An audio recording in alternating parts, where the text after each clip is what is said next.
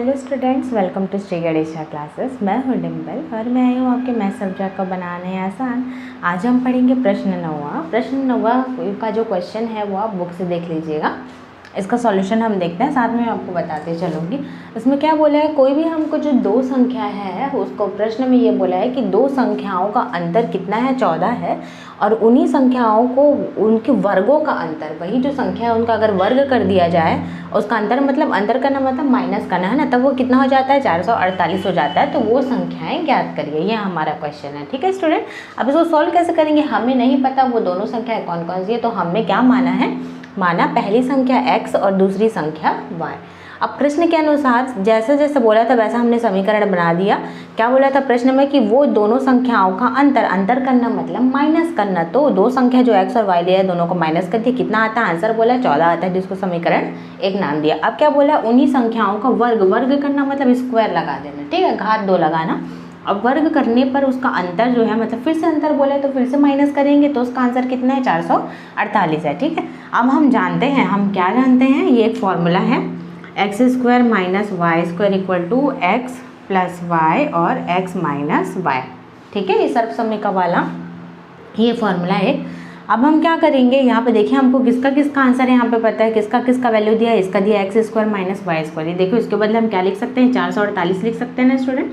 तो इसके बदले हमने क्या लिखा, 448 यहाँ लिख दिया। अब यहाँ पे देखिए एक्स धन वाई का मान हमको नहीं पता, इसलिए इसको वैसे छोड़ दिया। एक्स ऋण वाई का मान भी हमको पता है 14, यहाँ पे हमने लिख दिया 14। ठीक, अब क्या हो रहा है यहाँ पे देखिए, जैसे x धन y का मान हमको पता करना है, हमको नहीं पता है, लेकिन ये 14 जो है वो इसके साथ किस में है, गुणा में है। तो ये जो 14 है वो इधर आके क्या हो जाएगा, भाग होगा, है ना, बराबर की दूसरी साइड में बटे में हो जाएगा। तो ये देखिए बटे में हो गया, 448 बटे में 14, इससे x धन y का हमारा आंसर निकलेगा। अब यहाँ पे देखिए 2 के पहाड़े से ये कटेगा, 2 के टेबल से 2 सत्ते 14, 2 पहाड़े में जो 14 है वो कितने बार में आता है, 7 बार में। ठीक है, फिर 2 दूनी 4, 2 दूनी 4, 2 चौकाठी, देखिए मैंने कटाया था।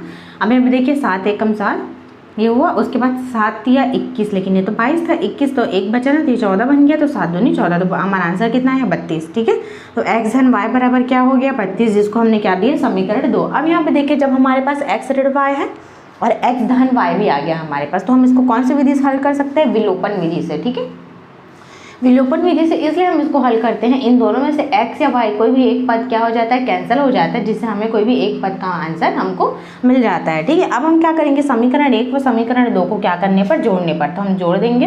यहाँ पे देखिए एक्स ऋण वाई वाला एक्स धन वाई वाला ना, समीकरण 1 और 2 को हमने लिख लिया है, दोनों को जोड़ना है। तो यहाँ पे देखिए एक ऋण वाई है एक धन वाई है, तो वाई वाला टर्म क्या है, कैंसिल हो गया, तो x और x एक x मिलकर क्या बना है स्टूडेंट, 2x बनाया, बराबर 14 और 32 को जोड़ा तो कितना आया, 46 आया। अब यहाँ पे देखिए 2 जो है वो x के साथ किसमें है, गुणा में है, तो 2 जो है इधर आके क्या हो जाएगा, भाग हो जाएगा, क्योंकि हमको x का मान चाहिए, जिसका मान चाहिए रहता है वो अकेला रहता है। ठीक है, तो अब यहाँ पे देखिएगा 2 जो भाग हो गया बटे में आया, इधर उसको कटा देंगे, 2 एकम 2 और 2 दूनी 4, 2 तिया 6, तो कितना आया, x का मान 23 आया। अब हमको क्या करना है स्टूडेंट, x का मान समीकरण 1 में रखने पर, अब यहाँ पे देखिए x का वैल्यू जो हम 23 निकाले हैं उसको कहाँ रखेंगे, समीकरण 1 में। समीकरण 1 कहाँ है हमारा, ये देखिए x ऋण y बराबर 14। अब यहाँ पे देखिए हमको इसका मान मिल गया है x का ना, तो y का मान मिल जाएगा हमको आराम से। देखिए मैंने यहाँ पे लिख दिया समीकरण 1। अब ये इस x के बदले में हम क्या लिखेंगे स्टूडेंट, 23 लिखे, ऋण y बराबर 14। अब यहाँ पे देखिए जो ऋण y है ये इधर है, तो ये ऋण y है, ये बराबर की उस तरफ जाएगा, तो ये ऋण y जो है वो धन y हो जाएगा, तो ये धन y बन गया। अब यहाँ पे देखिए 23 अपनी जगह में रहेगा, 23 कहीं नहीं जाएगा। अब यहाँ पे देखना ये जो 14 है ये धन में है, तो इधर आके क्या हो जाएगा, ऋण, तो ये देखिए ऋण 14 होगी यहाँ पे। अब 23 में से 14 को हम घटाएंगे, कम करेंगे, तो कितना आता है, 9 आता है। तो y का मान कितना निकल गया स्टूडेंट, 9 निकल गया। ठीक है, इसे हम हमारा x का मान 23 और y का मान 9 निकला, मतलब वो जो पहली संख्या और दूसरी संख्या हमने निकाल लिया, तो अतः ये संख्याएं क्या क्या होंगी, 23 व 9 होंगी। और इसको कौन सी विधि से हम हल करेंगे, विलोपन विधि से। हमको कैसे पता चलेगा, जहाँ पे देखो एक्स ऋण वाई वाला हमको मिल गया, अब एक्स धन वाई वाला भी हमने निकाल लिया, तो एक्स धन वाई एक्स ऋण वाई हमको मिल चुका, तो हम सीधा क्या कर समझ सकते हैं उसको, हम उसको विलोपन विधि से हम उसको हल कर सकते हैं। ठीक है स्टूडेंट, ऐसे ही हमको क्या करना है, सॉल्व करना है, जैसे क्वेश्चन में दिया उसके हिसाब से हमको समीकरण बनाना है और उसको सॉल्व करना है, बस ऐसे हम उसको समझना है स्टूडेंट। हम अब अपना अगला क्वेश्चन देखते हैं, प्रश्न नंबर 10वां। प्रश्न नंबर 10वां में क्या बोला गया है, इसमें भी सेम उसी टाइप का क्वेश्चन, लेकिन थोड़ा सा डिफरेंस है, इसमें हल्का सा अलग है। इसमें भी क्या बोला है कि कोई ऐसी दो संख्याएं हैं और दोनों संख्याओं का गुणा करने में 45 आता है और दोनों संख्याओं का योग करने में 14 आता है, तो वो संख्याएं ज्ञात कीजिए हमको बोला गया है। तो हम क्या मानेंगे, पहली संख्या x और दूसरी संख्या y, जैसे इससे पहले वाले क्वेश्चन में हमने माना था।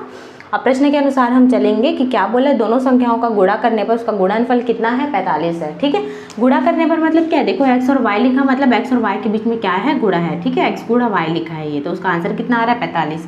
ये हमको दिया क्वेश्चन में। अब यहाँ पे देखिए दोनों संख्याओं का योग करने पर कितना आता है, 14 आता है। यहाँ पे योग वाला धन का चिन्ह है, तो यहाँ पे हमने क्या दिया, इसको समीकरण 1 क्यों दिया ऐसा, क्योंकि हम आगे इसको विलोपन विधि से हल करने वाले हैं इसलिए। ठीक है, अब देखिए अब हम जानते हैं, हम क्या जानते हैं, ये फॉर्मूला है x माइनस वाई का whole square equal to x plus y का होल स्क्वायर माइनस 4xy। ठीक है, ये हम क्यों लिखे हैं, ये यही फॉर्मूला हम क्यों लिए, क्यों इसलिए लिए हैं क्योंकि हमारे पास ये वाला टर्म है, xy वाला टर्म है, और हमारे पास कौन सा वाला टर्म है, ये वाला टर्म है, x प्लस वाई वाला टर्म है। ठीक है, इसलिए हमने ये वाला फॉर्मूला लिया स्टूडेंट। तो हमको ऑलरेडी x माइनस वाई वाला निकल जाएगा हमारा। अब यहाँ पे देखिए इसका मान हमने रख दिया 14, इसका मान जो है x y का मान हमने रख दिया 45। अब 45 का 4 से गुणा होगा तो 180 आएगा। 14 का घात 2 है तो कितना आएगा, 14 गुणा 14 कितना आएगा, 196 आएगा। अभी देखिए 196 में 180 को हम माइनस करते हैं तो कितना आता है, हमारा आंसर 16 बचता है। अब यहाँ पे देखिए x ऋण y की घात 2 है तो हम 16 को क्या 4 की घात 2 लिख सकते हैं। अगर यहाँ पे हम क्या करें, 4 गुणा 4 अगर हम करते हैं तो 4 चौक 16 ही आता है, तो हम 4 गुणा 4 तो उसको 4 की घात 2 भी हम लिख सकते हैं। ठीक है स्टूडेंट, इसलिए हमने यहाँ पे क्या लिखा है, 4 की घात 2 लिख दिया है। ठीक है, अब यहाँ पे देखिएगा, अब यहाँ पे क्या करना है, घात 2 जो घात 2 है वो कैंसिल हो जाएगा दोनों तरफ से, तो क्या है x ऋण y बराबर 4, इसको हमने क्या माना, समीकरण 2। अब यहाँ पे देखिए एक x धन y वाला मिल गया और x ऋण y वाला मिल गया, तो हम आराम से इसको विलोपन विधि से हम इसको हल कर सकते हैं। तो विलोपन विधि से क्या करने पर, समीकरण 1 और समीकरण 2 को क्या करने पर, जोड़ने पर। तो समीकरण 1 और समीकरण 2 हमने यहाँ पे लिख लिया है। एक धन y एक ऋण y कैंसिल हो गया। अब एक x और एक x मिलके 2x बनाया और 14 और 4 मिलके 18 हुआ, जुड़ी है वो दोनों। अब यहाँ पे देखिएगा 2x के साथ किसमें स्टूडेंट, गुणा में है, तो बराबर के दूसरे साइड में जाके 2 क्या हो जाएगा, भाग हो जाएगा। अब देखिए 2 एकम 2 और 2 के पानी में 18 कितने बार में आता है, 9 बार में आता है। ठीक है, तो x का मान हमारा क्या आ गया, 9 आ गया। अब जब एक वैल्यू कोई भी निकल जाता है तो दूसरा वैल्यू निकालना ईजी हो जाता है स्टूडेंट। अब हम क्या करेंगे, ये जो x का मान समीकरण 1 में रखने पर, समीकरण 1 हमारा क्या है, x धन y, तो ये समीकरण मैंने यहाँ लिख दिया है। इस x के बदले में मैंने क्या रखा है, 9 रखा हुआ है स्टूडेंट। ये देखिए ये इसका जो आंसर आया था।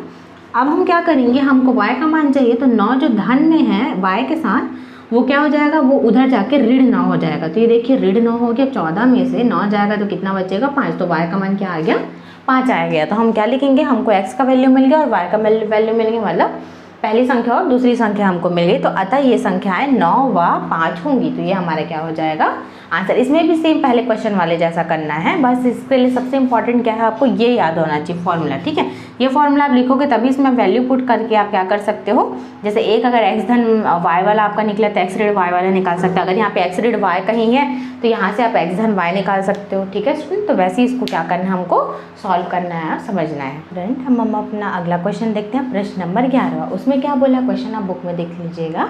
इसका सॉल्यूशन हम यहाँ पे देखते हैं। वहाँ पे पिता पुत्र की आयु का बात हुआ है, जहाँ पे पिता जो है वो मेरी आयु करके बोलते हैं, मेरी आयु और मेरे पुत्र की आयु करके। ठीक है, अब यहाँ पे हमको यहाँ पे एक सिचुएशन दिया रहेगा, उसके बारे में हम बात करेंगे। सबसे पहले हमको उनकी आयु का पता नहीं, हमको पिता और पुत्र दोनों की आयु का पता लगाना है। ठीक है, तो यहाँ पे देखिएगा उनकी वर्तमान आयु का मतलब अभी जो है वो कितना, उनको कितना वर्ष हो रहा है। ठीक है, उनको और उनके पुत्र को।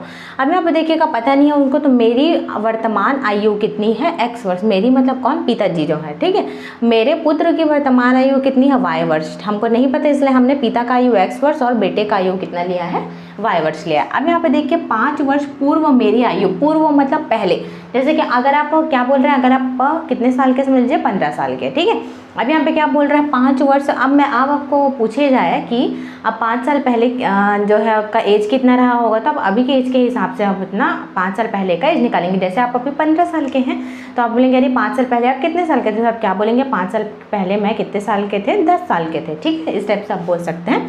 तो 5 वर्ष पूर्व मतलब पहले। पहले के लिए क्या करते हैं, आप अपना एज को अभी के एज से जितना आपको पहले बोल रहे हैं, जैसे 5 साल पहले बोल रहे हैं तो उसको 5 से हमको घटाएंगे ना, तो यहाँ पे 5 साल पहले बोल रहे हैं इसलिए x ऋण 5 वर्ष ऐसा यहाँ पे लिखा है। ठीक है, इसमें आपको कंफ्यूज नहीं होना है। अगर पहले का बात कर रहे हैं तो यहाँ पे ऋण आएगा, बाद का बात कर रहे हैं तो धन आएगा। ठीक है, ये आपका एग्जैक्ट एज का है जितना आपका एज हो रहा है। अगर आप अभी 15 साल के हैं तो यहाँ पे 15 ऋण 5 मतलब 10 साल का हो जाएगा। ठीक है, 5 साल पहले आप कितने साल के थे, 10 साल के थे, अगर आप अभी 15 साल के हैं तब। यहाँ पे देखिए 5 वर्ष पूर्व मेरी आयु मतलब उनके पिताजी की, ठीक है, कितना है x ऋण 5 वर्ष हो गया। 5 वर्ष पूर्व मेरे पुत्र की आयु कितना है y ऋण 5 वर्ष हो गया। अब यहाँ पर ऋण क्यों लिखे, ये समझ में आया आपको? ऋण इसलिए लिखे क्योंकि पहले का बात कर रहे हैं, इतने साल पहले आप कितने साल के थे ऐसा पूछते हैं तो उसमें हमेशा ऋण। 5 इसलिए क्योंकि प्रश्न में हमको यही बोला है 5 साल पहले। अब यहाँ पे देखिए प्रश्न के अनुसार हमको, अब यहाँ पे सबसे इंपॉर्टेंट है ये वाला चीज़ आपको अच्छे से समझना है कि आपको इसको कैसे जमा के लिखना है, ठीक है। तो पिताजी क्या बोलते हैं, 5 साल पहले मेरी जो आयु थी वो मेरे पुत्र की आयु की 3 गुनी थी, 3 टाइम्स था, ठीक है, 3 गुना था, 3 गुना था, ठीक है। तो यहाँ पे देखिए ये उनके पुत्र की आयु है y ऋण 5 और उसको 3 से अगर हम गुणा करते हैं, उसका 3 गुना अगर हम करेंगे तो वो किसके बराबर होता है, उनके पिताजी की आयु के बराबर होता है। तो यही हमारा क्या है, पहला हमारा हम समीकरण इसको बनाए हैं ऐसा कि उसमें बुक में यही लिखा है क्वेश्चन में कि मेरी आयु मेरे पुत्र की आयु की 3 गुनी थी, कितना, 5 साल पहले का बात कर रहे हैं, इसलिए x ऋण 5 वाला बात किए हैं, ठीक है, x ऋण 5 और y ऋण 5 वाला 5 साल पहले का बात बोला है इसलिए। अब हम क्या करेंगे, 3 को पहले x से गुणा करेंगे, फिर यही 3 को ऋण 5 से गुणा करेंगे, ठीक है। तो देखिए 3 को जब तीन को पहले y से गुणा करेंगे, फिर 3 को ऋण 5 से गुणा करेंगे। तो 3 को जब y से गुणा करते हैं तो 3y आएगा, 3 को ऋण 5 से गुणा करेंगे तो ऋण 15 आएगा, ठीक है। देखिए 3 पंचे 15, ऋण का चिन्ह है तो ऋण लगा दिया। अब यहाँ पे देखिएगा, यहाँ पे स्टूडेंट y वाले को x वाले के पास लेके आ जाएंगे, लेकिन 3y जो धन में है वो इधर आके ऋण 3y हो जाएगा, और ये जो ऋण 5 जो है वो ऋण में था 5, तो इधर जाके धन 5 हो जाएगा। अब यहाँ पे देखिए ऋण और धन क्या होता है, ऋण और धन होता है ऋण, ठीक है, मतलब हम घटाएंगे, मतलब 15 में से 5 जाएगा, कितना बचेगा 10, लेकिन चिन्ह यहाँ ऋण का लगा है। क्यों ऋण का लगा है, क्योंकि दोनों में बड़ा कौन है, 15, बड़ी संख्या के सामने ऋण का चिन्ह है, इसलिए हम यहाँ पे भी ऋण लिखेंगे। अब ये देखिए हमारे पास क्या आ गया, x ऋण 3y बराबर ऋण 10, तो ये हमने इसको समीकरण 1 दिया, ठीक है, इक्वेशन 1। अब यहाँ पे देखिए 10 वर्ष पश्चात, अब यहाँ पे 10 साल बाद का बात कर रहे हैं, जैसे आप अभी 15 साल के हैं, तो अगर मैं ये पूछूंगी आप 10 साल बाद कितने साल के होंगे, तो 15 में आप 10 को क्या कर देंगे, ऐड कर देंगे। अगर मैं 10 साल बाद कितने साल का होंगे तो 15 10 25 साल के हो जाएंगे। तो कैसे पता चला, आपने क्या करा, जोड़ दिया, है ना, अभी के एज में 10 आपने जोड़ दिया, तो आपको क्या पता चला कि 10 साल बाद का एज आपको पता चला। सेम वैसे इसमें भी हमको करना है, अगर 10 साल बाद का बात कर रहे हैं, 10 साल पश्चात मतलब बाद, 10 साल बाद मेरी आयु मतलब उनके पिताजी की जो आयु है वो क्या हो जाएगी, x धन 10 वर्ष। यहाँ पे देखिए धन यहाँ पे क्यों लगा, क्योंकि बाद वाले का बात कर रहे हैं इसलिए धन, और 10 इसलिए क्योंकि प्रश्न में ही बोला है 10 साल बाद आपको करना है उसका, ठीक है। 10 साल बाद कितने साल के होंगे यह हमको पता करना है। अब देखिए मेरे पुत्र की आयु y धन 10 वर्ष, ठीक है। यहाँ पे देखिए 10 किस लिए, बाद के साल को बोल रहा है इसलिए यहाँ पे धन आएगा, यहाँ पे पहले का बोल रहा था इसलिए यहाँ पे ऋण चिन्ह आया था स्टूडेंट, ये आपको क्लियर होना चाहिए। अब यहाँ पे देखिए प्रश्न के अनुसार फिर से हमने एक और समीकरण बनाया, जो हमको प्रश्न में क्या बोला है, 10 साल बाद क्या होता है, मेरी जो आयु है मेरे पुत्र की आयु की कितनी हो जाती है, दुगुनी हो जाती है, 2 टाइम्स हो जाता है, 2 गुना हो जाता है। 2 गुना मतलब 2 से गुणा करना, ठीक है, 2 गुना मतलब 2 से गुणा, 3 गुना मतलब 3 से गुणा। अब यहाँ पे देखिए 2 गुना हो जाता है कितना, 10 साल बाद। तो अब हम क्या कर रहे हैं, सेम 2 को पहले y से गुणा करेंगे, फिर 2 को इस 10 से गुणा करेंगे।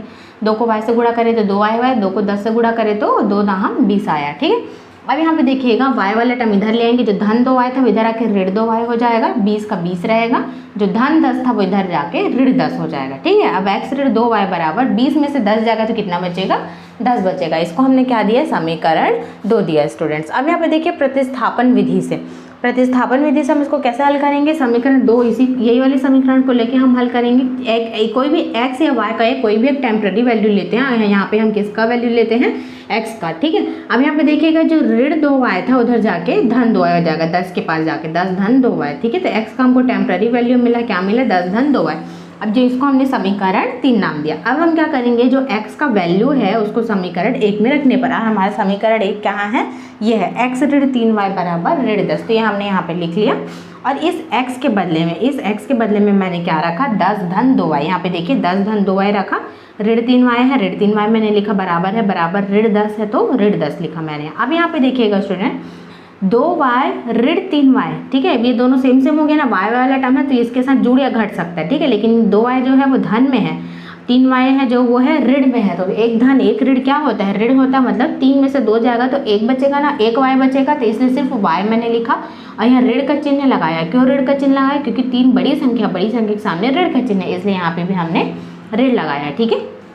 हम यहाँ पे भी देखिए ऋण 10 का ऋण 10 रहेगा।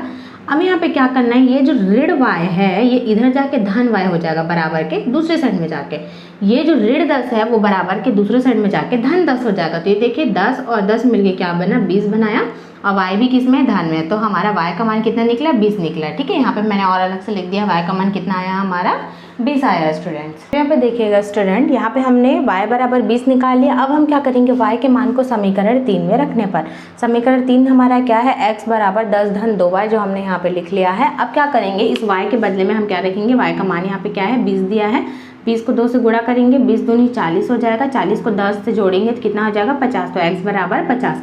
और जो x जो हमने माना था, मेरी आयु, मेरी वर्तमान आयु, ऐसा बोल रहे थे, मतलब वो पिताजी की आयु है, जो x वाला है वो, और जो y वाला है वो पुत्र की आयु है। ठीक है, तो यहाँ पे हम क्या बोल सकते हैं, अतः मेरी, अब यहाँ पे चाहिए तो वर्तमान आयु भी लिख सकते हैं। ठीक है, अतः मेरी वर्तमान आयु, वर्तमान मतलब जो अभी का, प्रेजेंट का जो ईयर है वो, ठीक है, अतः प्रेजेंट एज जो उसका है वो, अतः मेरी वर्तमान आयु 50 वर्ष तथा मेरे पुत्र की वर्तमान आयु 20 वर्ष है, ऐसा लिख सकते हो आप। ठीक है, यहाँ पे मैंने वर्तमान नहीं लिखा, चाहो तो लिख सकते हो। बस आपको ये याद रखना है स्टूडेंट, अगर वो पहले का बात करेगा, जैसे 5 वर्ष पूर्व मेरी आयु, 5 वर्ष पूर्व मेरे पुत्र की आयु का, तो हम उसमें क्या लिखेंगे, x ऋण 5 y ऋण 5 ऐसा लिखेंगे। अगर 10 साल बाद का बात कर रहा है, 10 साल 5 साल नहीं, अगर पहले का बात करता है, जैसे कि इतने साल पहले तुम्हारी आयु कितनी थी, तो उसमें ऋण ही लगेगा।